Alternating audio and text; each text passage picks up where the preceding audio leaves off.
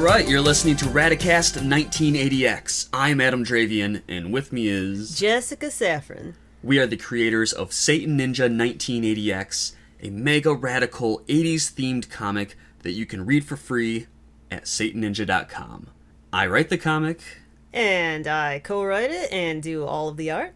And when we're not working on the comic, we watch a shitload of stuff from the 80s. A shitload of stuff from the 80s. After we watch these things, we tend to have discussions about them, and so that's the whole point of this podcast, is just to record that. And I guess we're reviewing them. We have our ratings that we do at the end. I don't think we stated in the previous episodes what we're rating them out of. So I think we just said, oh, we'll give it 2 Pentastars or 3 Pentastars, but it's out of 5. Just in case we forget once again, it's out of 5. This is the 3rd episode now. Mm-hmm. And what is the subject for this episode? Police Story. Police Story. Jackie Chan. Written, directed, starring, and stunted. A shitload of stunted by Jackie Chan. Yeah. Now, lots. So many stunts by so many people. What was your experience with Jackie Chan, like, before watching this? My experience with Jackie Chan? Yeah, how would you describe your Jackie Chan experience? Oh god, I'm not sure. Like, had you seen a Jackie Chan movie? Yeah, I had seen, let's see, there's Drunken Master. You saw that? I believe so. It was a long time ago. Yeah, I saw Drunken Master, which is from 78, I believe. And I think that's the only real, like, Hong Kong Jackie Chan film I'd ever seen. Yeah, I'm not sure. I might have seen another Hong Kong Jackie Chan film, but I'm not entirely sure.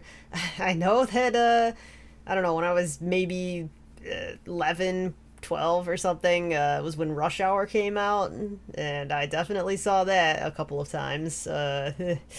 Let's see, there was Jackie Chan Adventures. I guess I caught some of that. Yeah, I knew it was on. I might have caught, like, part of an episode. I don't think I ever watched an entire episode of Jackie Chan Adventures. You know, that was one show that I, like, kind of wanted to write off at first. It looked kind of lame, but then I gave it a chance, and it was like, oh, this show is okay. It's all right. I'll take your word for it. Yeah, it's okay. So, the Rush Hour series and... God, I really feel like I have seen more Jackie Chan stuff than that. I've seen a lot of his, like, Hollywood films, like The Tuxedo. I think that was really bad. Haven't seen that.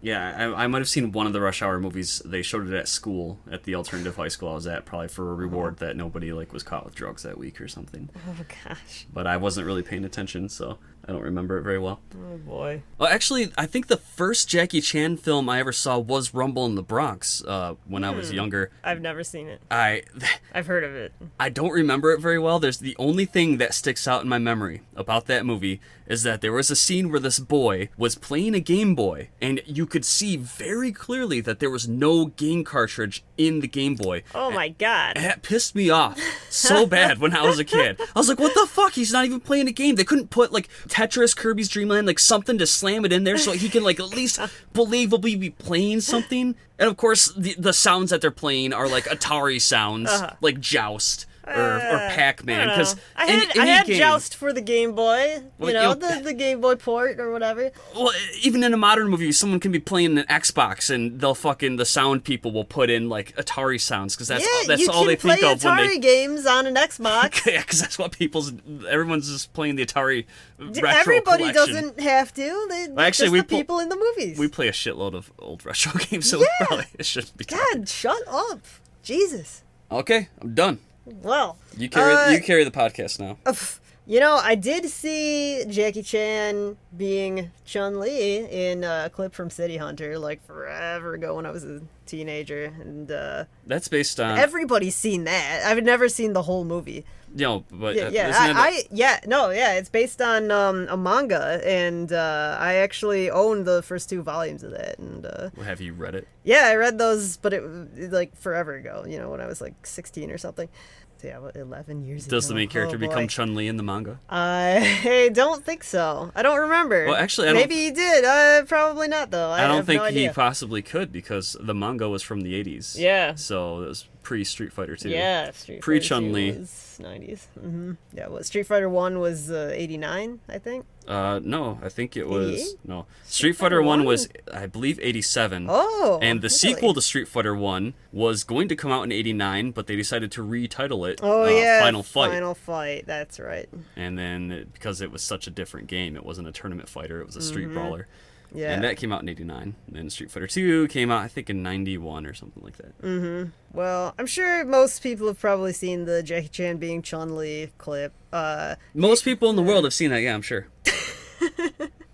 Most people on the internet when I was a teenager in the mid-2000s. So the people listening to this who haven't seen it, you're just trying to make them feel alienated. Like they've you should look misstepped it up. in life. All right, sorry. You know, if I'm you're sure my plenty age, of you've people probably haven't seen seen it. Jackie You Chan might be not have Chun-Li. seen it. I'm sorry. All right, everybody, go look up Jackie Chan Chun-Li, and you'll see him being Chun-Li, and it's great. He also did Project A, which I have not seen. I don't know anything about it, but I do know that Project A-Co is, at least in name, a parody of that, like a parody of the title. And but it has nothing to do with his movie Project A. No, not at all. But I've seen that. I've seen Project A-Co. So yeah, Project A-Co was a classic anime film that An 80s anime film. Yes, an 80s anime film. One of my best friends, I remember he got way into the soundtrack of that movie. It has a great soundtrack. It's great. I mean, at least like half of it is. I don't know. I don't like all the stuff that has singing. You don't on like it the in that. sappy stuff. Yeah, I don't like anything that's sappy on that What about soundtrack. the dance away? No, that's like exactly what I don't like. I just wanted to sing that part. Oh god. Yeah. No, Project A-Co is wonderful. At least the first film in that series. I don't know how the rest of it went. I think I might have seen the second one. I don't remember. Well, you showed me Project A-Co, but it was early on in our anime watching, and it's filled with references to other anime that I probably didn't get. Yes, but it's also filled to references to Western culture, Western pop culture as well. Like, I don't know, like Superman, Wonder Woman, Colonel Sanders makes an appearance in it. The Japanese love Colonel Sanders. Yeah. Yeah, he's like a guess scary guy in it, though. Well, he's like a killer man. Speaking of scary fast food mascots, did you see those Japanese McDonald's commercials where it's just like... They're like sexy scary. No, right? they're not sexy scary. No? It's They just... did like a sexy McDonald's commercial, I think, at one point. No, I'm talking about where they have like Ronald McDonald being like a murderous clown, like hiding under the bed. I don't even know if it's an official commercial. It could have been just like some bullshit that people put together. I know that in Japan they had some McDonald's commercials where there were like models posing like Ronald McDonald style, but like sexy Ronald McDonald. You can't make sexy Ronald McDonald. I think it was like, it might have been like girls and guys like doing like sexy Ronald clowns McDonald. and sexiness just don't. I think No, Harley Quinn is the closest that you see? can get to combining the worlds of clown and sex. And, She does it. Okay, but that's it. And There's no the other Japanese successful. commercials. No, I don't remember. I'd have to look at them again. Maybe they're horrifying. I think they're, it was funny. It was a comedic thing. No, the Japanese commercials I'm talking about are not sexy whatsoever. It is like your dick will shrivel up inside you and die. Before you get a hard on. I think I remember what you're talking about. Doesn't it have like a creepy the ending? saying at the end? Yeah, the slogan. I don't know how it goes.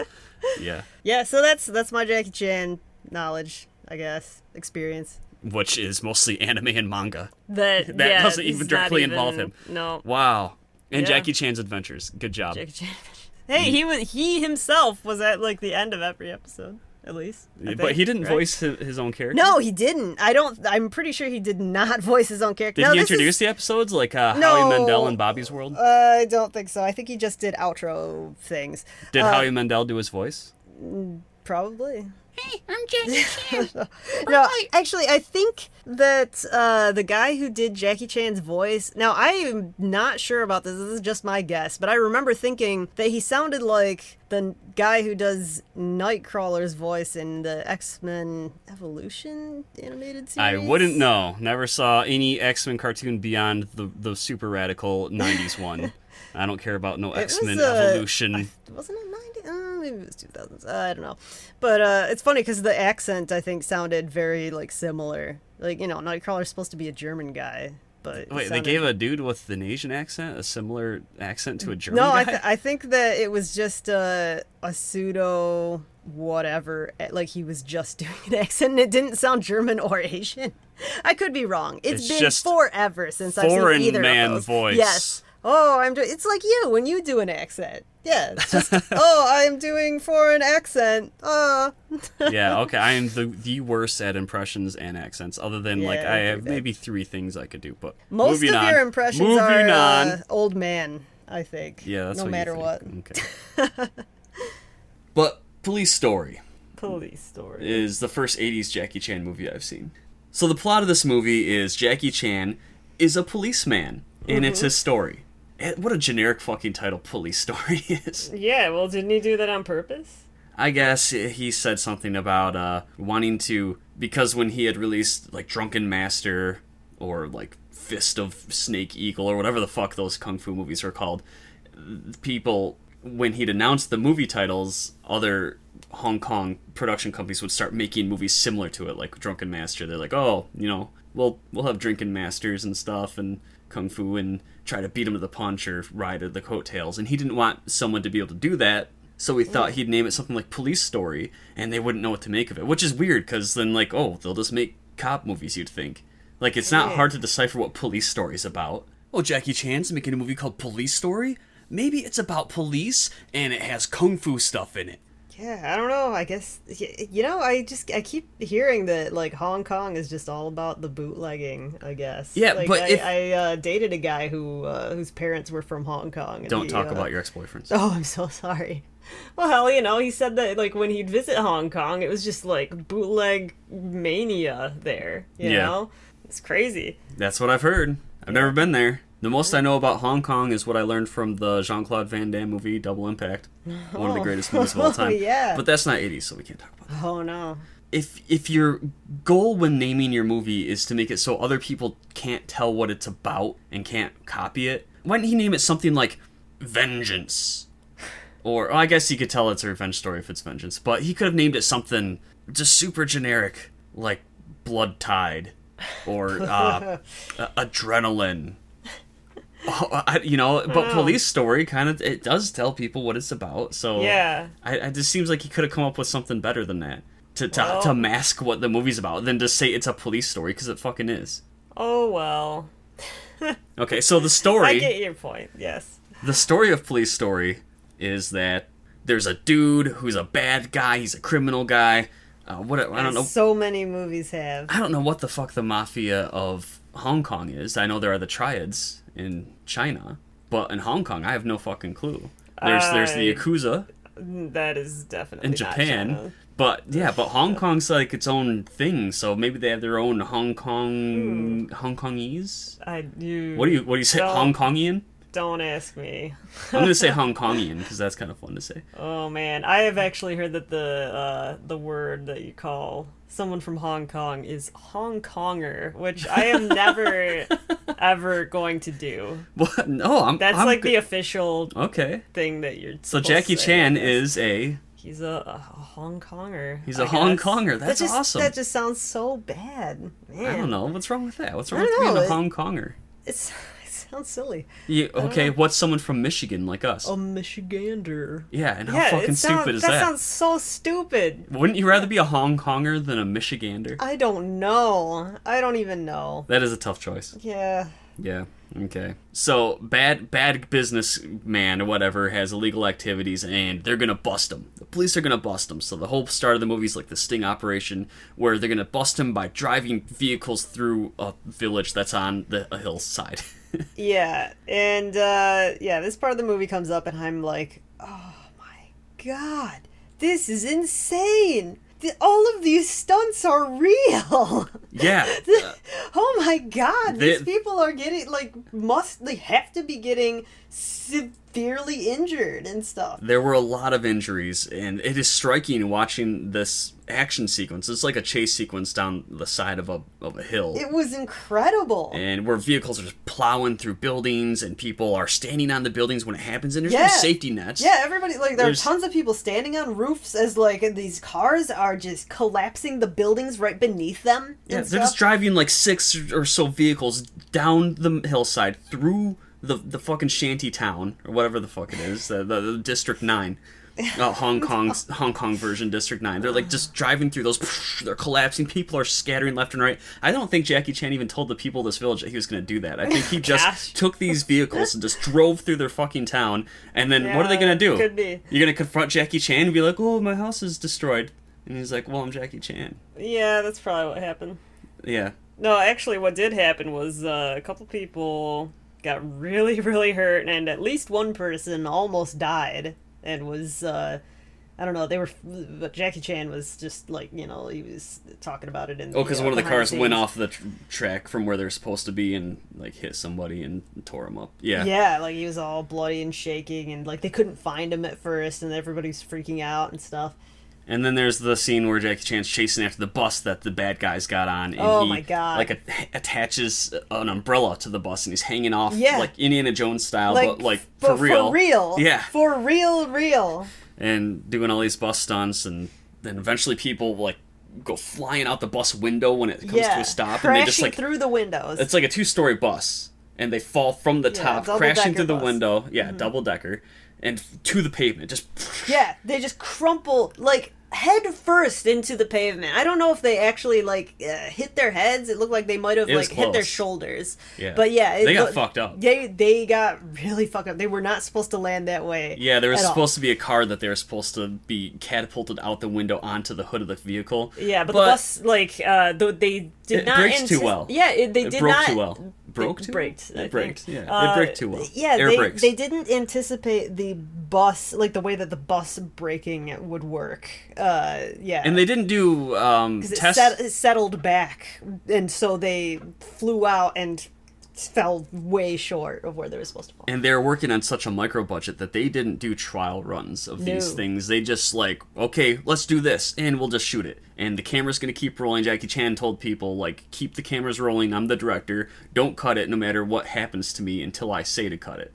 Mm-hmm. And, yeah, there's plenty of stunts where people were fucked up, but they just kept rolling with it. And it's extremely impressive to watch. I'm sorry that you guys fucked up your bodies, but I'm thankful that you did it for my amusement. I can watch it 30 years in the future and be like, whoa, that's fucking insane. It is incredible to watch. I highly recommend people watch this. Even though we're telling you what happens, you need to see it for yourself. This isn't the type of movie where there's spoilers are a thing. Yeah. This is the type of movie where you just have to see the spectacle of it. You need to. Because it's not about the story at all. The story is It's goofy. It's very goofy. Okay, the gist of the story is Jackie Chan single-handedly basically busts the bad guy, and he gets put on trial. So there's a lady who works for the bad guy who gets arrested during this bust, and she's going to go on trial and testify against her boss. And so Jackie Chan has to be her bodyguard to protect her, because of course the boss is going to want to wipe her out so she can't testify against him. And that's the kind of core of the story. Yeah. And it's pretty basic. It turns into, the opening scene is pretty much played straight action, for the most part. Mm-hmm. But once it becomes Jackie Chan being the bodyguard of this lady, it turns into, Jackie Chan action comedy that he became totally known for later on. Yeah. Jackie Chan Three Stooges, basically. Pies in the face. Oh yeah, everything's super literal pies in the face. Lots of them in this movie. Actually, literal cakes in the face. Yes, cakes in the face. Yes. Yeah, so he has to be the bodyguard for this girl, and she really doesn't want Jackie Chan to be her bodyguard, because I'm sure she was wishing that it was Bruce Lee and not Jackie Chan, because Bruce Lee was a hunky dude, and Jackie Chan's kind of like an Asian version of Alfred E. Newman, but at least he can kick ass. Uh-huh. Okay, not as bad as Alfred E. Newman, maybe when he got older. Newman, really? Compared to Bruce Lee. So, anyway, she's not happy. I bet if Bruce Lee would have been her bodyguard, she would have been all about it. Yeah, probably. But she was stuck with Jackie Chan. And he makes up for his inhumanness with humor by being slapsticky. And come on, Jackie Chan's the one that's still alive, and Oh, and we'll be listening to this, and it's going to be super upset. 0.00001% chance of listening to this. Jackie Chan will not listen to this. Bruce Lee has 0% chance of listening to this. No, neither does his son. Aww.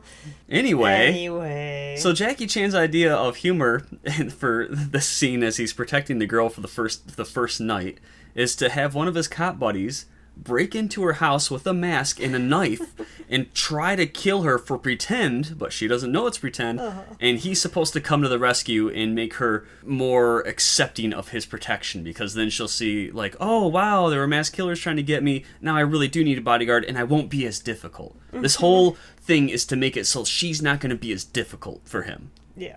Because he didn't want to deal with her attitude. And she was totally, like, blocking him from being able to She couldn't legally block him, though. She could shut the door in his face. Yeah, she was being rude, and so he decided to have his buddy come over in the mask and break into her house, and he's trying to, like, stab her with this fake knife, and she's screaming and crying for help, and then it takes him an oddly long time to come in the house and help her. He wants her to feel the terror. But the fucking point of this guy breaking in and terrorizing her was to show how good of a protector he is and how much she needs his protection. If he's really late, and he could have murdered her like 75 times in the time it took him to come and help her. But he was really late because she told him very strongly that she did not want his help. So he's being respectful, you know? I don't know. Well, fortunately, this guy is... because he can't actually stab her, he's being as bumbly as possible. As bumbly as possible, yeah. So, and then Jackie Chan comes in and accidentally, like, knocks the guy out and has to pretend that he's still awake. No, she knocks him out. She repeatedly, breaks vases over his head. Very slapsticky. They didn't seem to have it worked out how they were going to end this whole scheme of this guy breaking into the house and trying to kill her. Because, like, Jackie Chan's like,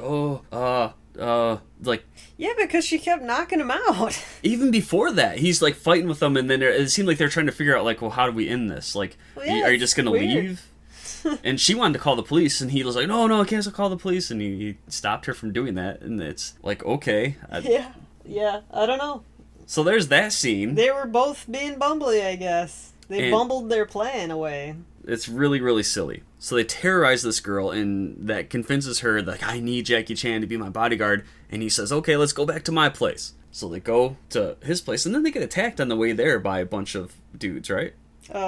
Yes, a bunch of real dudes that are really attacking them. Yeah, real dudes actually come and attack, and then another awesome action sequence plays out. So we had awesome action sequence opening, then we had slapstick silliness, and then, which was kind of an action scene. And then, like, the action scenes where Jackie Chan's actually fighting real dudes were fucking brutal in this movie. Yeah. Like, it wasn't like slow 70s kung fu where it's very staccato, like, you know, like, they do a move, then they freeze frame, then they do a move, then they freeze frame. It's like, it was, like, very fluid, and just, they were swinging and kicking so fast, and it was really impressive. Everything was real in this movie. Every damn thing. Every People move. Kicking through car windshields and just getting tossed around. Just and it was thrown through windows, thrown through windshields. Yeah. So, like, during that whole silly sequence in the house, I was kind of like, I don't know, this is kind of obnoxious. Yeah, it went on a little long, but I'm not into the slapstick Three Stooges Jackie Chan foo that he likes to do. But that fight scene as they were leaving, when they were getting attacked by the people in the car, was fucking badass. And I was back on board again. And then they go to Jackie Chan's house, and then his girlfriend happens to come over and sees him with this other girl in his house. Uh-oh. And she's not happy with that. And then there's all sorts of, like, silly miscommunications and misunderstandings, and it's all a bunch of slapstick comedy. But they kind of work it out a little better than they normally do in those things, I think. Well, yeah, because there's no gravity to it. She doesn't really get mad. None of it really matters. Yeah. But then there's the scene of her, like, trying to get away on her motorcycle, and then there are even stunts in that. Oh, where she's trying to, like, leave in a huff. And Jackie Chan is just, like trying to stop her. Like, physically trying to stop her as she's, like, trying to drive off in, like, a moped or whatever. And, like... His girlfriend. Yeah, his girlfriend. And he grabs her... And the moped, like, takes off without her at one point, and he, like, just slams her down on her butt, like, right on the hard ground. You make it sound like he intentionally slammed her down. No. She just falls on her ass because he was holding on to her while the bike took off. Yeah, the bike takes off, and she, of course, falls right on her ass, like, all hard and stuff. So even the ladies are partaking in some stunts, even though they're not fighters in this movie. Yeah, definitely. Yeah, like... terrible stunts in some cases, especially later on. Yeah. So then there's the court scene which was really silly because he has to, in order to try to put away the bad guy, he has to have the girl testify, but the girl had left. She took off in the night, and he didn't know where she was, and so he fortunately had a tape of her already confessing a bunch of bad guy stuff. But when he goes to play the tape, after telling people to turn it up really loud... Yeah, and you can see it coming a mile away. Oh, yeah, make sure you turn it up real loud. So then, of course, the tape was actually... it had been recorded over with silly things that makes it sound like he was having sex with the girl, and then his girlfriend's all upset again. Yeah. Wah, wah, wah. And then there's this, like, then there's some comedic scenes of Jackie Chan at the police station, like, juggling telephones and trying to eat his noodles, and, it's just, like, shit I didn't care about. And then finally... didn't have action. Finally, he goes to rescue the girl, who is... What girl? The girl who's caught by the criminal men. And then it becomes an action movie again. The not his girlfriend girl. The not his girlfriend girl is caught by the criminals, and I think they intentionally want Jackie Chan to come. They draw him there so that they can somehow frame him. Oh yeah, they want to frame him for the murder of a cop. Mm-hmm. That's what they do. Yeah. Yeah. So then there's more like badass action sequences, and it just like that's the rest of the movie then. Yeah, lots and lots of incredibly badass action sequences, all like mostly taking place in a mall. The final scene is in this mall, and so many people just flying through glass, getting thrown through glass, and it all looks so real. And I was wondering, like, God, is that real glass that they're being thrown through? The shards look very like, I don't know, like real glass. Yeah, it looked way more real than usual because they used double thick sugar glass. Yeah. So, and a lot of people got injured because of the sugar glass being so thick. Yeah. But it's definitely made it look way more impressive, like when you're watching it in the movie. And before they go to the mall, when Jackie Chan is in the police station being accused of, they want to arrest him for the supposed murder of this other cop, which he did not do, of course, because he's Jackie Chan. Jackie Chan's a super good guy. Yeah, and this whole scene is ridiculous, but I love it. Then suddenly Jackie Chan just like goes on this big, like really intense, emotional monologue about how police do their duty and their superiors don't care about the guys who are out there putting their lives in danger. His chief or whatever is this really young looking guy who just, he's complaining about how his chief is just sitting behind his desk all day and does nothing. Blah, blah, and blah. the scene really felt like that scene in Rambo at the end, where in First Blood, where he's like, I can't get a job washing cars. Used to drive $1 million tanks. It wasn't quite. That was the worst Stallone impression ever. Yeah, God, every impression that you do, I think, is just you trying to sound like an old man. I'm not trying to sound like an old man now. Okay, that's better. It's a good couch. I don't know. I can't get a job. I can't. Okay. You can't get choked up. I can't get intense with them. I can't do crying Stallone. That's my favorite Stallone, but I can't do it. It breaks my heart.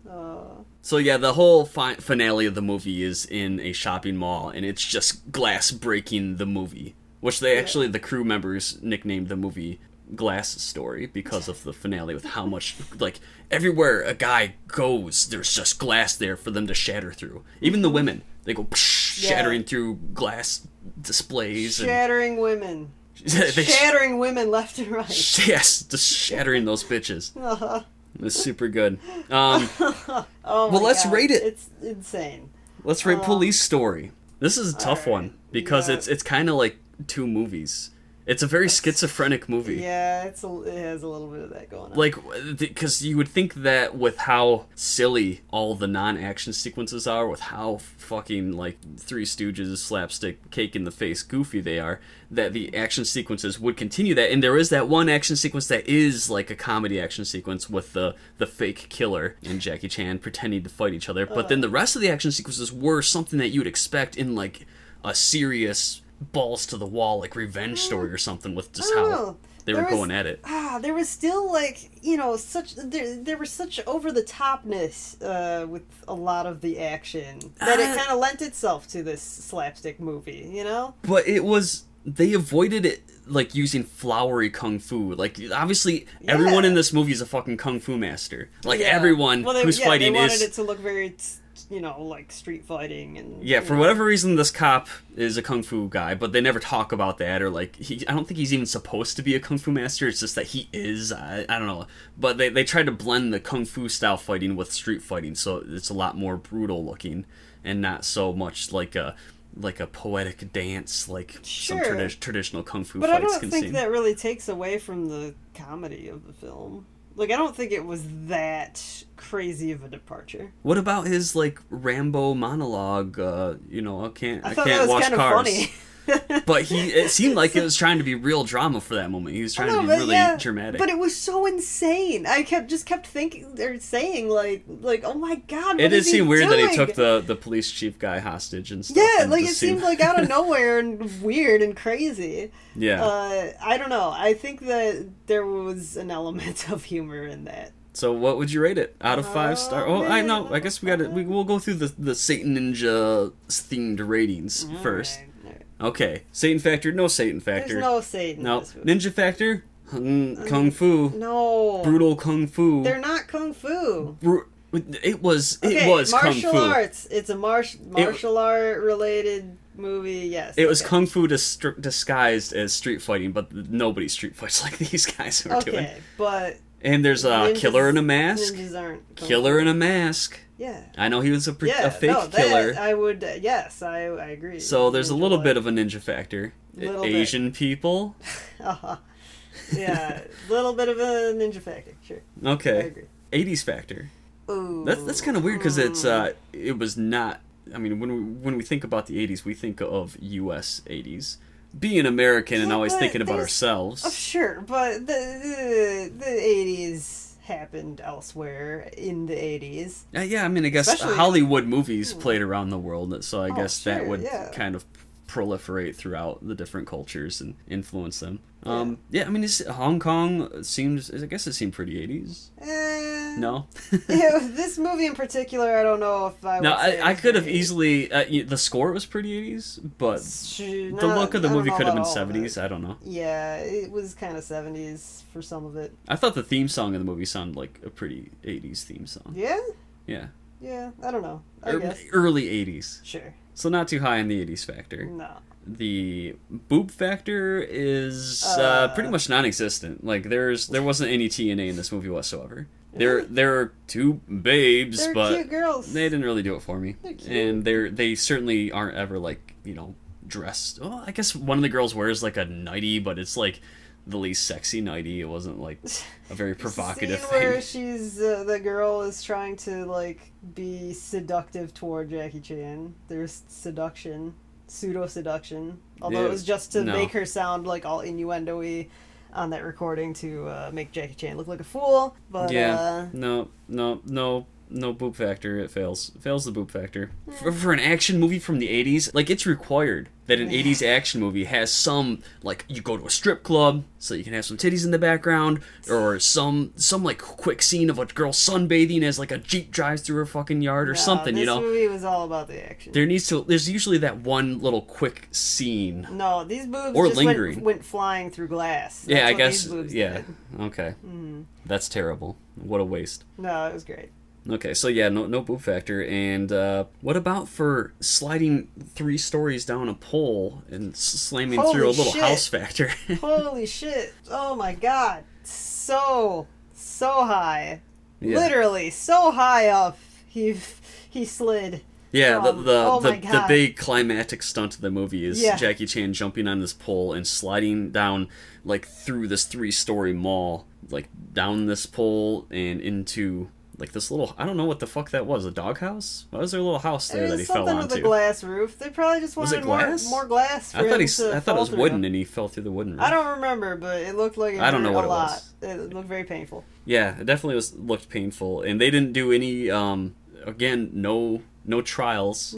Just jump and slide on that pole for 3 stories, and, if anything, he could have easily just fucked it up and died. Yep. Or paralyzed himself. And apparently he almost did. I guess he dislocated some things and like kind of fucked up his back, but it wasn't enough to paralyze him. No, in fact he jumped up and like kept on going He's after Jackie he Chan. fell down. Yeah, and there were so many scenes where he did exactly that. He like did some like crazy stunt, that looked like it would have fucked him up so bad, and then he just like jumps up and like keeps on hammering the bad guys or whatever. Oh my God. After watching this movie, I have newfound respect for Jackie Chan. I was never really a Jackie Chan fan. I guess because I think of Jackie Chan, I think of Rush Hour, or The Tuxedo, or fucking Wild Shanghai West, whatever the fuck that was called.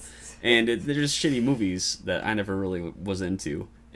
Or I think of Jackie Chan Adventures, which I never got into. Yeah. But, no, this movie was... I don't know, I hesitate to call it awesome. It was insane. It was insane, and it was a spectacle. And the stunts were incredible, the action's incredible, the slapstick humor was stupid, and that's about half the movie. So it's hard for me to give it a rating. I'd say it was awesome. Yeah, what would you... So out of 5 pentastars, what does Jessica Safron give it? Maybe a 4. Really? Because I had so much fun. Like, I don't know how many movies I see where I'm like, almost constantly like, whoa, like out loud going, oh my God, you know, like all the time throughout the whole movie. Yeah. I guess besides those few comedy scenes that went on a little too long, but they were even still, those were like kind of enjoyable, you know, like we laughed a few times, like. Did we? Yeah. Yeah, there were a few times. I think that, you know, it might have been a case of, like, we don't expect this to be very funny or something. And I'm sure a lot of the humor is... A lot of the humor is probably lost in translation. It's not as funny when you're reading subtitles. Right. And you can't really get the... like. Well, I mean, we do see a lot of subtitle stuff that we laugh a lot at. But... okay, when we're watching a French movie or something like that, we can hear the inflections in the voice, and because it's not that dissimilar to English, where it's easier to get the comedic timing. A lot of Japanese stuff. But that's different from what Cantonese. What do they speak in Hong Kong? I believe it's Cantonese, yeah. And that's a very different language than Japanese. Yeah, so it's very different. They're both very different from English. I'm also just not familiar with Cantonese at all. Yeah. That's probably the longest I've ever listened to Cantonese. Because I think whenever I watched Hong Kong movies with my friends when we were younger, we always watched the dubs, because that was always part of the humor, was how shitty these movies were dubbed. So that's probably my first time ever watching a Hong Kong movie in its original language, I think. I would bet that that's not the issue. I think that it was more so just the style of the humor just being like so slapsticky and not up your alley, not up our alley, I should say. Oh yeah, he steps in dog shit and then he just starts moonwalking to try to get it off and stuff. Yeah, it was very silly stuff. It was weird though too. It's very Buster Keaton like. Sure. But, which I'm just not really into physical humor. So we see that style. This style of humor, we see it come in. We're like, this is silly, whatever, I guess. Yeah. And then something actually funny might happen. That's like mildly funny, but we're like caught off guard, and then we actually laugh at it because of that. Yeah, I don't remember anything that was a laugh out loud moment for me. I remember like chuckled a few times. I remember chuckling with glee at the chaos or the brutality of the fighting and the stunts. That was what I remember laughing at. I don't remember laughing at any of the intentional, like, here's a humor joke, here's a pie in the face. Like, oh, here's the killer pretending to kill her. I guess that's kind of funny, just because how fucked up that was. Yeah. Like, she could have so killed that fake killer. In self-defense. Yep. It's like, who knows what she could have done? Like that. Yeah, that's what I was saying. She could have jumped out of a window and impaled herself or something, just out of sheer terror. Yeah, anything. That is the stupidest plan to try to subdue the shrew. Well, we didn't even know. I don't think at first that was that he wasn't a real killer. So then at first I think I joked the movie about it. I was like, oh man, maybe it's just his buddy, like pretending, and then it actually was. Yeah, the movie does not let you know right away that it is a pretend killer. Well, and at first you think he's the most incompetent killer of all time, but then once it reveals that it's his buddy and that he's intentionally sucking, then it makes way more sense. As the previous scene of him like just failing for so long to kill this. Yeah, I think I just was glad that I called it out, whether I really knew it or not. Well, congratulations. Yeah, go me. So, 4 out of 5 pentastars from you. I would give it 3 out of 5. Yeah, maybe. So I guess that'd be a 3.5. I guess, out of 5. Combining our totals to form Captain Pentastar. Yeah, because, I mean, it wasn't like Well, actually, Like, no, I shouldn't make a Captain I Planet do. joke. I should make a Voltron joke. Yeah, jeez, Captain Planet's so nice. Our symbols combine to form the Guardian of the Universe. Yeah, sure. But yeah, I don't know if I would give it a full 4 either. But, yeah, Because I the had a slapstick. good- Because I half had of a the good movie time. was like, pretty good, and the other half is really good. I So, do wish What? that it was a little bit better, in a few more ways than it was. Yeah. But I had a good time. Yeah. I was incredibly impressed. You can tell that it was a movie that Jackie Chan made like when he was still young, and he was directing it and writing it, and he felt like he had a lot to prove, and so he just put everything into making this movie as like intense and Young and insane. yeah, he was young and insane, and I don't expect any of his future films to quite match the recklessness of Police Story. I'm sure that was hope not, probably the peak of it. And of course, once he went to Hollywood, then they had all these regulations Ugh. spoiling people's fun. Woohoo. This is good. I liked it. People should watch it. At least watch, like, clips. Watch the action scenes. So that wraps episode 3 of this podcast. If you have any questions, comments, anything you want to say, fan mail, naked pictures if you're a hot babe, send it to 198666 at SatanNinja.com or 198666 at SatanNinja.com. what a cool email address. Yeah, I thought I would that. want to mail it. I Wait. invented that email address. You did? Yeah, I did. Oh my god. Well, I won't argue. Jessica invented that email address. I did. It's okay. My genius. Yeah. It's okay. It's okay. Yeah, so just email us, let us know anything that you want to let us know. Yeah, do that. Bye. Bye.